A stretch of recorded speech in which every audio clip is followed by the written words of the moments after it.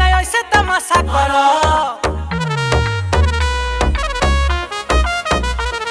अखिया में काजल कह के तू पागल करेलू, बताव केकरा खाती तू जागल करेलू। आधी रात में खोल के बोतल लेके अपना हाथ में टोटल चांस करेलू। हसीना हो पसीना में तू तो नागिन वाला डांस करेलू।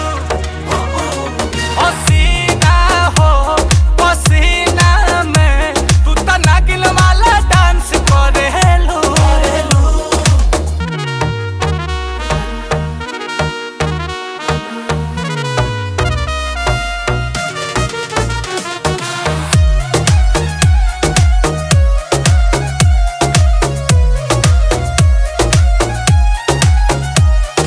बारू करीना परीना तो ऐसे नसीना पकतल करो। लागे लुफाइन त लाइन के वायर से ऐसे न सटल करो।